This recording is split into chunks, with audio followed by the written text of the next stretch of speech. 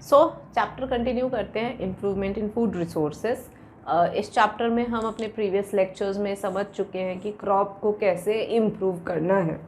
तो पहले हमने सीखा क्रॉप की प्रोडक्शन कैसे मैनेज करना है, तो वैरायटी को इम्प्रूव किया, फिर उसके प्रोडक्शन मैनेजमेंट देखा, फिर प्रोटेक्शन मैनेजमेंट देखा। तो ये सब हम देख चुके हैं। अब हमारा जो फोकस होगा वो होगा एनिमल हस्बेंड्री पे। ठीक है, व्हाट इज एनिमल हस्बेंड्री? तो animal husbandry is scientific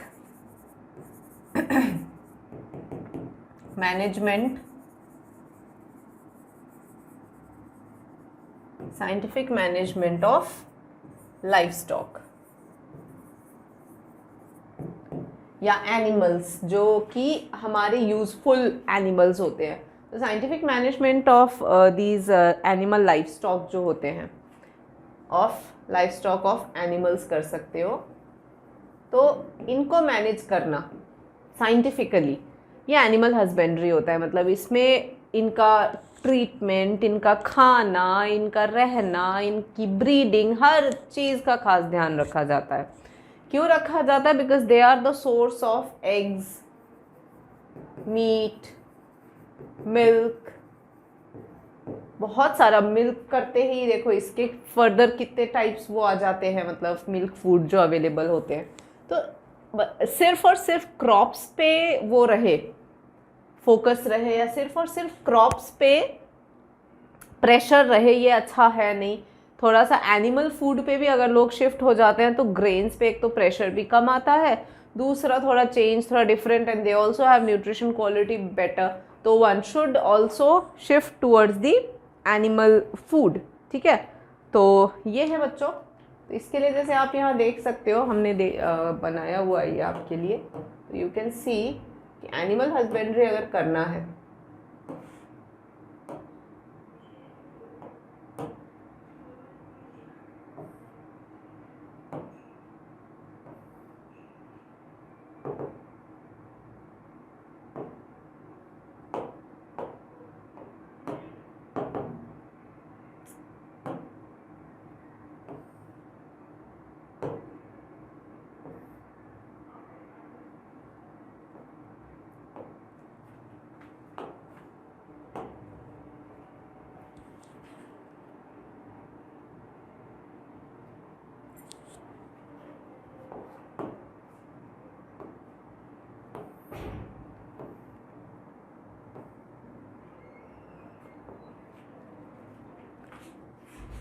animal food use करना है तो ये है कि उनके फ़ायदे बहुत हैं और ग्रेन्स पे से थोड़ा सा प्रेशर कम हो जाएगा।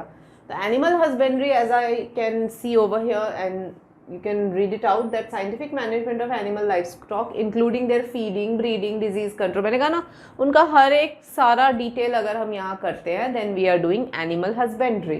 ठीक है, एनिमल फार्मिंग में हम देखते हैं क्या क्या है। कैटल है, जैसे बफेलो काउ है ना, शीप हो गया, गोट हो गया, पोल्ट्री हो गया, एंड फिश फार्मिंग। तो इसमें मेनली एनिमल हस्बेंड्री में इन ग्रुप ऑफ एनिमल्स का रियरिंग करते हैं। ठीक है, आते हैं कैटल फार्मिंग पे। तो कैटल फार्मिंग जो होती है बच्चों, वो मेन पर्पस दो होते हैं, एक तो milk production and farm labour. ठीक है, और इसमें अपने दो एनिमल्स आते हैं, आपने सुना ही होगा ना, काउज एंड बफेलोज। इसमें दो ऑर्गेनिजम्स पे ध्यान दिया जाता है, काउज एंड बफेलोज। जो आपके एनसीईआरटी है उसमें इनके नेम्स भी दे रखे हैं, like cows are called bos indicus. ठीक है, बॉब इंडिकस बोलेंगे काऊ को, और बफेलोज को हम बोलेंगे, we call it bos bubalis. ठीक है, तो बॉस ब्यू बेलिस। तो ये दो ऐसे एनिमल्स हैं जो इस ग्रुप को खास बिलोंग करते हैं। फाइन, तो और इनको डिवाइड किया गया है, जो मिल्क देने वाले हैं उनको milk animals, and those who are used for farm labour are called draught animals. Now milk production depends on duration of lactation period. ठीक है, मतलब कि जो मिल्क वाले ये काउज वगैरह हैं, इनका लैक्टेशन पीरियड कितना चलता है। ठीक है, अब जैसे कि लैक्टेशन पीरियड यानी ये वो पीरियड है जितने दिन ये दूध देते हैं, तो जितना लंबा ये पीरियड होगा उतनी ज़्यादा मिल्क प्रोडक्शन होगी, कॉमन सेंस। अब वो कैसे बढ़ाया जाए, यहाँ कॉन्सेंट्रेशन होता है। So the period milk production after the birth of the calf, so milk production can be increased by increasing the lactation period। जैसे मैंने कहा कि अगर कोई काफ जो है बर्थ हो गया है तो उसके बाद काऊ जो है वो मिल्क कितने दिन तक देता है, तो वो पीरियड अगर हम थोड़ा लंबा कर दें तो ऑब्वियसली मिल्क प्रोडक्शन ज़्यादा होगा। तो उसके लिए they have this foreign breeds like Jersey and Brown Swiss, they have long lactation period, and local breeds जैसे कि red Sindhi and Sahiwal, they are resistant to diseases. तो इनको क्या कर सकते हैं, क्रॉस ब्रीड करा सकते हैं और इनकी बेस्ट क्वालिटी हम एक उसमें ला सकते हैं, ठीक है। जैसे कि हमने लिया एक जर्सी। अब जर्सी का क्या है, जर्सी हैज़ लॉन्ग लैक्टेशन, ठीक है। उसके बाद में हमने ले लिया रेड सिंधी, ठीक है। अब इनको जब क्रॉस ब्रीड करा तो ये क्या है, रेजिस्टेंट टू डिजीजेस है। अब डिजीजेस को भी ये ओवरकम कर जाते हैं, तो ये अच्छी बात है ना, क्योंकि बीमार रहेंगे तो मिल्क फिर कम प्रोडक्शन होगा, क्या मतलब है। तो इन दोनों को क्रॉस ब्रीड कराया, तो अब जो ब्रीड आएगा, जो वेराइटी आएगी, उसका लॉन्ग लैक्टेशन भी होगा प्लस रेजिस्टेंस फीचर जो है, ये दोनों आ जाएंगे एक ही में। तो ये बेस्ट वेराइटी हो गई बच्चों। आ रही है आपको बात समझ में। तो दिस इज वही चीज़ आपको यहाँ समझाया जा रहा है कि जर्सी फॉरेन ब्रीड जैसे जर्सी या ब्राउन स्विस क्या है, इनका लॉन्ग लैक्टेशन पीरियड हो गया। लोकल ब्रीड जो हो गए रेड सिंधी साहिवाल, ये डिजीज रेजिस्टेंस है, उनको क्रॉस ब्रीड करा दो तो बोथ क्वालिटी एक ही में आ जाएगा। तो ये चलता रहता है एनिमल हस्बेंड्री में, यही सब होता है। They just keep on doing these things and cattle shelter. उसके बाद में ये तो हो गया कि बेस्ट, मतलब यहाँ पर भी अगर आपको प्रोडक्शन बढ़ाना है तो सबसे पहले क्या करना है, सबसे पहले वही है ना, जैसे हमने क्रॉप वैरायटी में पढ़ा था कि वैरायटी इम्प्रूव करो। तो यहाँ पे तो हमने कर दी वैरायटी को इम्प्रूव।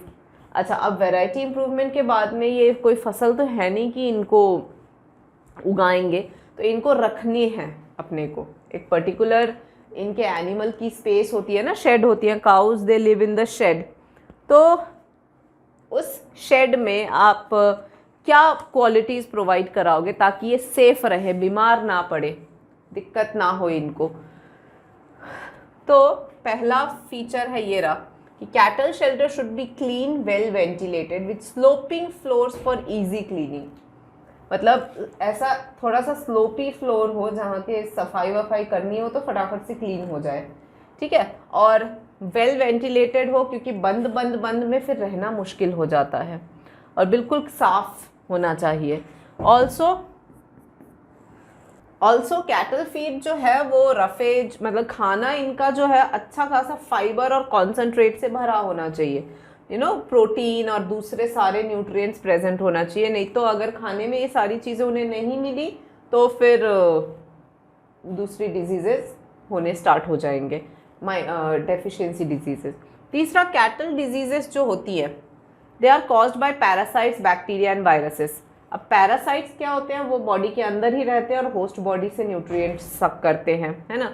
बैक्टीरिया वायरसेस जो होती है वो आप जानते हो। तो external parasite skin diseases cause करते हैं, अंदर वाले जो पैरासाइट होते हैं इंटरनल वाले, ये वॉर्म्स, ये स्टमक और इंटेस्टाइन के इन्फेक्शंस कॉज करते हैं। लिवर फ्लूक्स वगैरह आते हैं, दे डैमेज द लिवर। तो vaccination are given to protect from viral and bacterial diseases.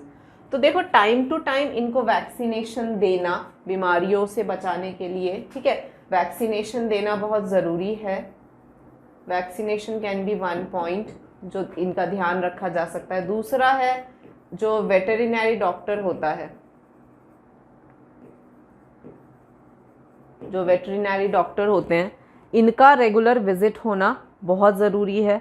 Fine, तो ये अगर विजिट करते रहेंगे तो वो चेक करते रहेंगे ना कैटल सब ठीक है नहीं है। वेंटिलेटेड रूम हम स्लोपिंग फ्लोर के साथ अगर दे दें उनको तो फ़ायदेमंद है। खाना खास कर कि रफेज फाइबर और कॉन्सनट्रेट से भरा हो तो बहुत ज़्यादा ज़रूरी है। नहीं तो खाने में कमी आई तो फिर प्रोडक्शन तो कैसे होगा जो हम चाह रहे हैं। अपना मेन एम है मिल्क प्रोडक्शन, वो तो क्या ही होगा फिर, है ना। और अलग अलग बीमारियों से इनको प्रॉब्लम होती है तो फिर they have to be treated accordingly, क्योंकि बीमार रहे तो फिर हमारा एम सॉल्व नहीं होगा, तो हमें उनको बीमारी से बचाना है। तो नेक्स्ट आ जाते हैं आप, दैट इज़ पोल्ट्री फार्मिंग।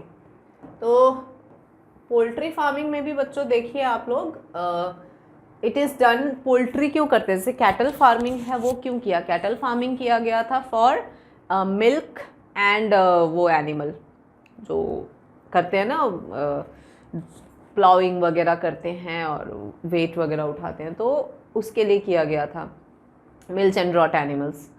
अब पोल्ट्री फार्मिंग हम मेनली क्यों करते हैं, for egg and chicken meet.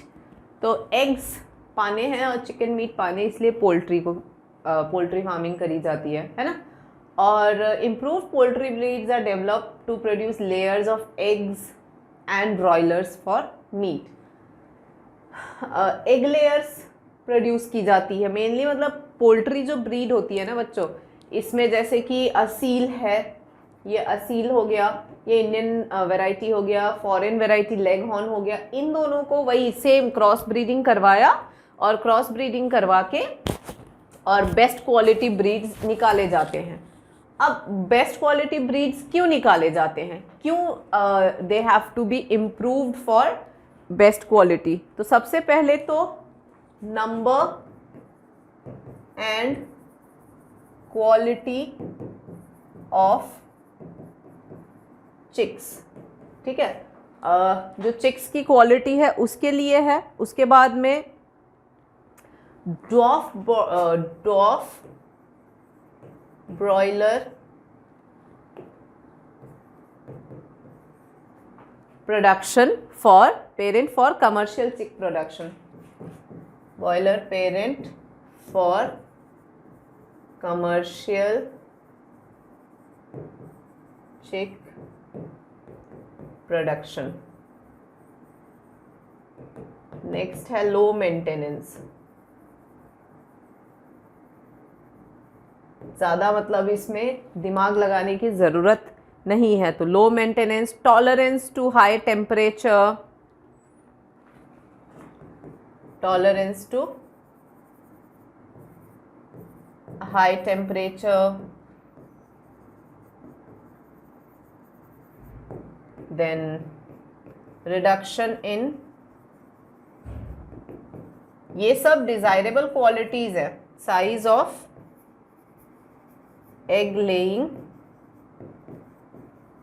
Birds, जो एग लेइंग बर्ड्स हैं उनके size of egg laying bird में रिडक्शन, ताकि ये जितना ज़्यादा फाइब्रस और चीपर डाइट वो कर सके, एबिलिटी इनमें डेवलप करनी है ताकि वो इतने चीपर डाइट्स यूज़ कर सके, ज़्यादा से ज़्यादा ले सके, ठीक है। तो ये है, ध्यान रखना ये क्वालिटीज़ है, नंबर एंड क्वालिटी ऑफ चिक, कि हमने क्यों इनकी वैरायटी इंप्रूव करी, ताकि नंबर और क्वालिटी ऑफ चिक इम्प्रूव्ड हो, ठीक है। और ड्वार्फ ब्रॉयलर पेरेंट हो ताकि कमर्शियल चिक प्रोडक्शन अच्छे से हो सके हमारा, हाई टेम्परेचर को टॉलरेट कर सके, लो मेंटेनेंस हो, ज़्यादा मतलब दिमाग ना लगाना पड़े, एग लेइंग बर्ड की साइज़ में रिडक्शन हो। तो ये सब क्या है, डिज़ायरेबल क्वालिटीज़ होती हैं जो हमें एक पोल्ट्री के बर्ड में चाहिए। अब जैसे यहाँ डायग्राम में देख रहे, ये असील वैरायटी है और ये लेग हॉर्न होते हैं, तो आप समझ गए ना कैसे होता है। अब इनका रख रखाव, ठीक है, एक बार ये तो हो गया कि ये क्रॉस ब्रीडिंग करा के ये क्वालिटीज़ हमें चाहिए पोल्ट्री फार्मिंग में। पोल्ट्री फार्मिंग में और किन बातों का ध्यान देना है, तो और है सबसे पहले good production of poultry bird, they are given proper nutrition and hygienic condition, क्योंकि ये लोग बहुत ज़्यादा प्रोन होते हैं बैक्टीरिया वायरल, उससे बर्ड फ्लू वगैरह सुना ही होगा आपने,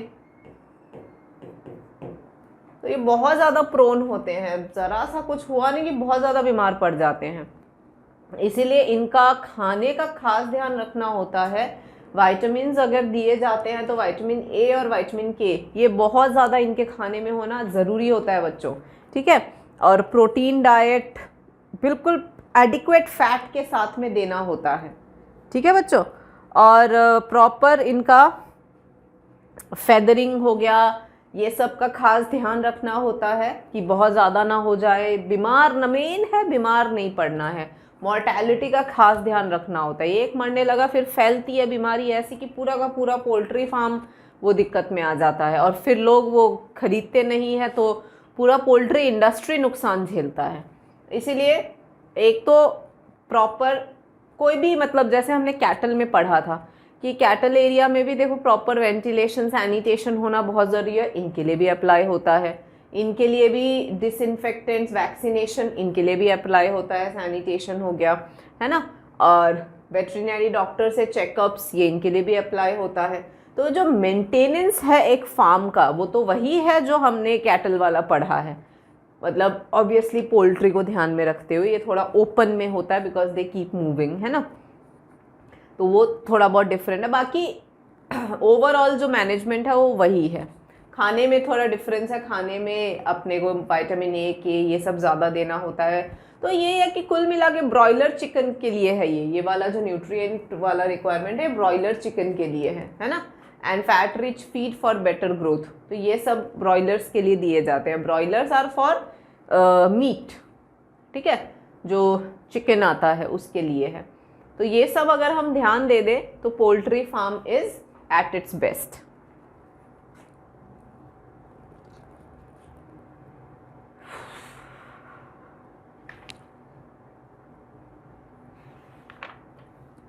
now coming to the fisheries. Fisheries ये भी बहुत इम्पॉर्टेंट एक बच्चों फूड इंडस्ट्री है, क्योंकि जो ग्रेन्स पे जो है थोड़ा प्रेशर कम हो जाता है इन लोगों की वजह से।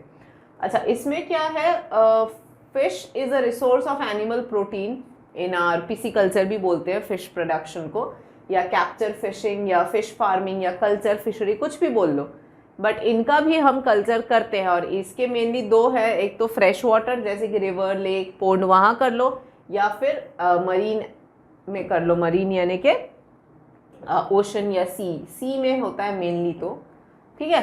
तो ये सारे आप यहाँ वेराइटीज़ देख लो। जो मरीन फिशेस होते हैं वो है pomfrets, mackerel, tuna, sardine, and they are caught by fishing nets from boats. करते हैं ना मुंबई वगैरह में, कितना कोस्टल एरिया कितना है, 7,500 किलोमीटर का कोस्ट लाइन एरिया है। अब आप सोचो इतने बड़े कोस्ट लाइन एरिया में कितना सारा मतलब वो कर सकते हैं, ठीक है। और ये आपके वो वैरायटीज़ तो हो ही गए।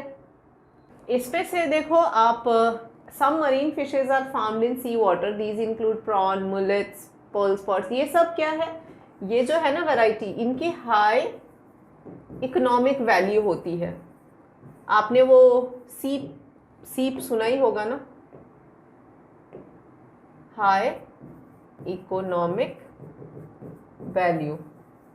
तो जो सीप होते हैं, ऑयस्टर्स, पर्ल ऑयस्टर्स जो बोलते हैं, वो सीप जो मोती आती है, तो ये उन्हीं के लिए तो इनको कल्चर किया जाता है। तो इनकी इकोनॉमिक वैल्यू बहुत ज़्यादा होती है, ठीक है। तो इसमें अब ये है कि इनकी डिमांड थोड़ी ज़्यादा ही रहती है बच्चों।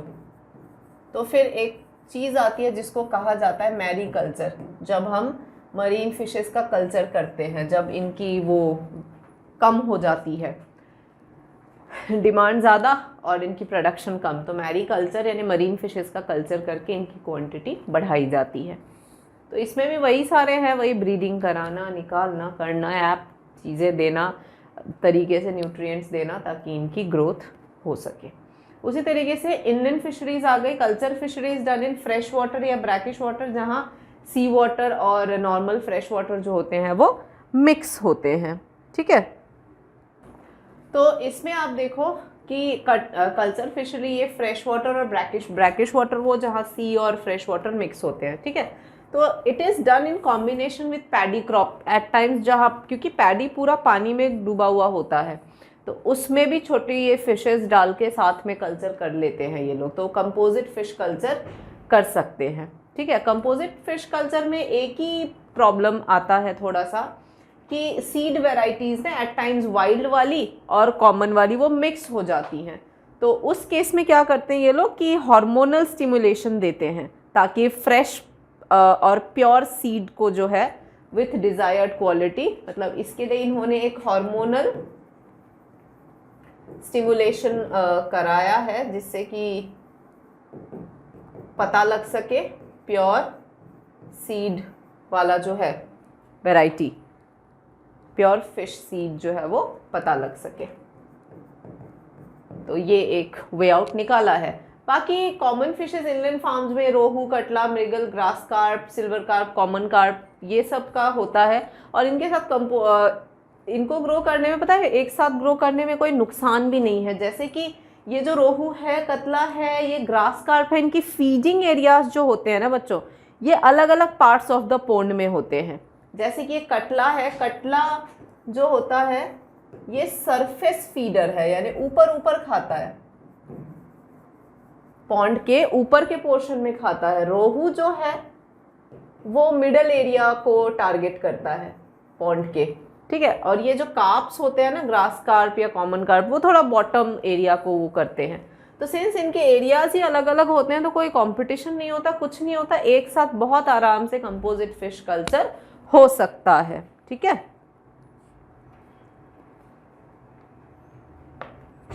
तो उससे आराम से बहुत सारे यील्ड जो है वो अपने को मिल सकता है इस वजह से। तो फिशरी इज़ वेरी इजी, मतलब लोग कर ही रहे हैं, हर कोई इनका मतलब अच्छा खासा इकोनॉमी इससे आता है, लोग बहुत सारे एम्प्लॉयड है इस चीज़ में, तो they are doing a lot, है ना। ये देखो मरीन फिशेस थोड़े से ऐसे दिखते हैं, ये हमारे इनलैंड फिशेस जो रोहू है, कटला है, ये थोड़े ऐसे दिखते हैं। तो इनसे भी ये है कि ग्रेन्स पे थोड़ा प्रेशर कम होता है, लोग आधे जो है वो इस पे फीड करते हैं। They are good source of nutrition. जो फिश ऑयल्स होते हैं आपने सुना होगा, एनिमल प्रोटीन जो होते हैं, they are very good source of that, ठीक है। एंड फाइनल आपका टॉपिक है bee keeping. Bee keeping is done, आप लोगों को भी पता है, bee keeping is done for the honey. So honey और बी वैक्स लेने के लिए बी कीपिंग करी जाती है और it is used in source of energy. Honey का क्या इंपॉर्टेंस है, एक तो ये सोर्स ऑफ एनर्जी है, प्लस इसकी मेडिसिनल यूजेस भी है। And wax is used in medicinal preparation for making polishes. तो इनकी इतनी सारी वेराइटी है। तो B keeping is also, beekeeping apiculture भी कहा जाता है। एंड लोकल वेराइटीज़ जो हैं हनी प्रोडक्शन के लिए, रॉक बी, लिटिल बी और इटालियन वेराइटी जो है वो यूज़ करे जाते हैं बच्चों for production of different honey, ठीक है। Apis cerana indica common Indian bee है, ठीक है।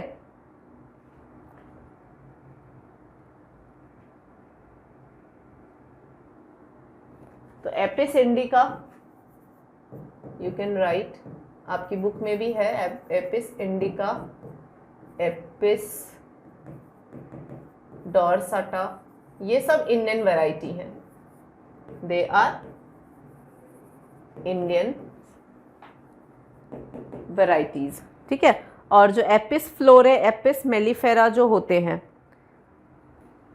रॉक एपिस मेलिफेरा जो है वो इटालियन वैरायटी है। ये जो बोल रहे हैं ना एपिस मेलिफेरा, अभी हमने देखा था ना, इंडियन तो ये हो गए, जो रॉक बी, लिटिल बी तो ये हो गए, एंड इंडियन वैरायटी जो हो, इटालियन वैरायटी जो हो गया वो Apis फ्लोरे mellitus, sorry Apis mellitus. तो ये वो हनी के ये साइंटिफिक नेम्स है बच्चों, एपिस डॉर्साटा, एपिस इंडिका, ये सब हनी के साइंटिफिक नेम्स हैं जो हनी बी प्रोडक्शन में अपने को हेल्प करते हैं। और व्हाट डू दे डू, ये हनी एक्सट्रैक्टर है, ये एपियरीज होती हैं जिसके अंदर अलग अलग लेयर्स में हनी को ग्रो किया जाता है। And they provide proper good quality Honey.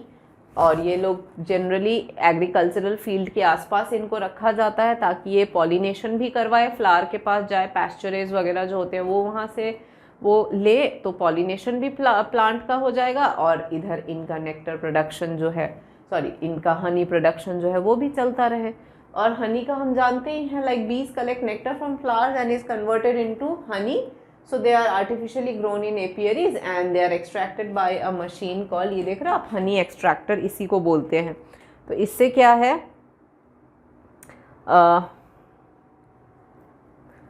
Honey निकाला जा सकता है। और इटालियन बी से तो वैसे भी हनी की जो क्वांटिटी है वो बहुत अच्छी खासी आती है।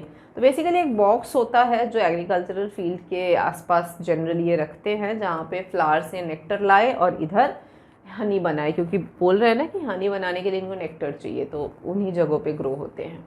और they just produce honey and wax. और कौन से स्पीसीज इन्वॉल्व है ये लर्न कर लेना, तो एपीकल्चर। तो इस तरीके से बच्चों ये सारे डिफरेंट एनिमल्स हैं which play important role in production of various important products, जो अलग अलग प्रोडक्ट्स हैं, और इसीलिए इन एनिमल्स का रियर किया जाता है।